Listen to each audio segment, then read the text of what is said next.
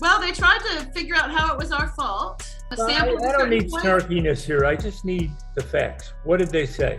They agreed to take a paint sample, which I sent them, and then they said, "Oh, it's because you didn't clean the floors well." But we really cleaned the floors. What's your damage claim? I think $6,500. How much? $6,500. That's the Gator Guard. No, listen to me. I did really clean the floor well. Doesn't sound like it. You know, what started out as a do-it-yourself project is now turning into a request for over $6,000. Damages from the product that I bought. Hey, I had no clue. One at a time. This entitled Karen tried scamming the courts and got humbled bad in front of everybody. She's out here claiming the paint she bought from billion-dollar company Dutch Boy was faulty, like they just sell broken paint now. I really don't need to say much. I mean, this one's just straight up entertaining, because the judge sees right through her BS and calls her out hard. You can literally feel the secondhand embarrassment through the screen. And the best part, she really thought this would work. Let me know in the comments if you think she was actually trying to scam, or if she just fully convinced herself she's the victim. Let's dive in here and watch this heated meltdown. Lucy Jameson Silverio versus Dutch Boy Paints. Are the parties present in this matter? I am. You would Yes, be? sir. Ma'am, identify yourself, please. Oh, I'm Lucy Jameson Silverio. All right. And do we have a representative from Dutch Boy Paints? We do. My name's Mike Santora. Okay, Mr. Santora, just make a note of that. That the allegation here could be that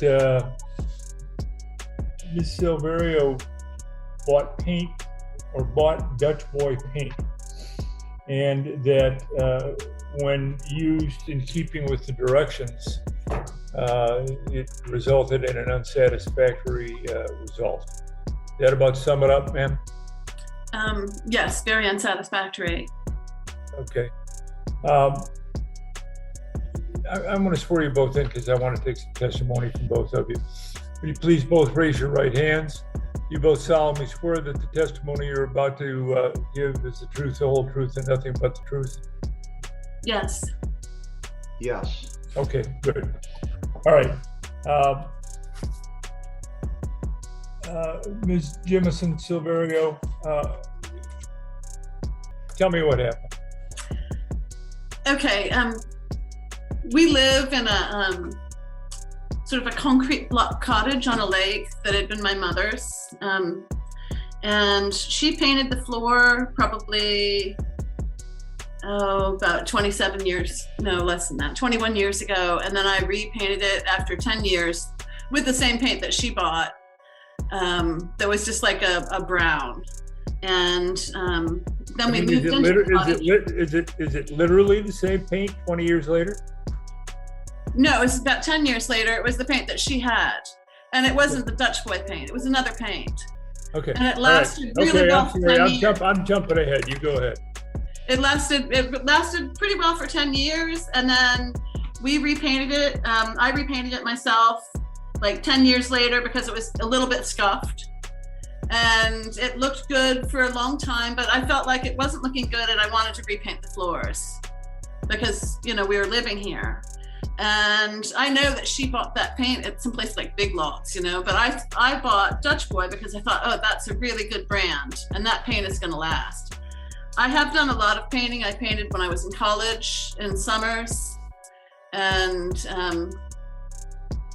I've renovated 4 houses. I've never done so much work and had such a bad outcome as this paint that I bought from Dutch Boy. That says on the label, tough, durable coating, resist fading, weathering, scuffing, ideal for porches and floors. And I contacted Dutch Boy afterwards, and they said they would cover the 2 gallons of paint and give me $100. But I had bids. The only place that I could find, I was hoping when they heard what happened that they would come and repair it somehow. You know, because you can't paint on top of a paint that's like that. What's wrong with it? What's wrong with the paint? It doesn't stick to the floor. It has bad adherence. I couldn't believe it. We painted the floor. I had to argue with my husband to get him to agree to do it. He's like, oh, we were traveling to California. And I said, let's paint before we leave so that it can dry up really well before we come back. And he said, oh, that's so stressful. We're going to the airport. But I finally, I finally got him to agree. We went around I got rid of the dog a day early, set up to stay at a hotel. We went around on our hands and knees and sanded the floor and washed the floor. I hadn't done nearly as good a job when I recoated with the brown paint that my mother had bought after 10 years of that paint. Then wiped down the floor, then painted with the Dutch boy paint. We painted ourselves right out the door. Came back from California. I put down the suitcase on the floor and it scraped it. Here's the floor. Look at this. I don't know what you can see exactly, but I can take my fingernail and go like this and peel it up. See that? Okay. All right, I got you. All right. You had some contact with Dutch Boy. What did they say? They said, well, they tried to figure out how it was our fault. I ended up sending him a sample. I don't need snarkiness here. I just need the facts. What did they say? They said that they would give us the cost of 2 gallons of paint and $100. Did they offer an explanation? They said that it wasn't their responsibility, kind of, and then they agreed to take a paint sample, which I sent them, and then they said, oh, it's because you didn't clean the floors well, but we really cleaned the floors. I'm sure you guys scrubbed the paint very well, like Olympic level scrubbing. Dutch Boy Paints is literally a subsidiary of Sherwin-Williams, which means they've got billion-dollar backing and science nerds in lab coats making sure their paint doesn't melt walls or summon demons. So the fact they even offered this lady a refund is a win. Most companies would have just ghosted her like a bad Hinge date. But nope, here comes this Karen, striking a paint dispute into an actual courtroom like she's starring in Law & Order, Home Depot division. And now tell me if this makes sense. Your biggest life crisis is wall paint, and your next move is to sue a mega corporation? Like, this can't be real, right? Just wait, she's about to go full rage mode in the next 3 seconds. And even on this gallon of paint, that I never returned the paint to Menards where I bought it, because I thought maybe they'd want the paint, because you don't want to sell a floor paint that doesn't adhere. When did you buy the paint? About a month before or 3 weeks before I bought painted the floor. Okay, and when was that? This was painted last May. Last May, a year ago now. Okay. I've been trying to figure out how to fix it. Okay. And I put in a link. I put 3 bids that I've got for the floor. I really don't want to go to plastic laminate.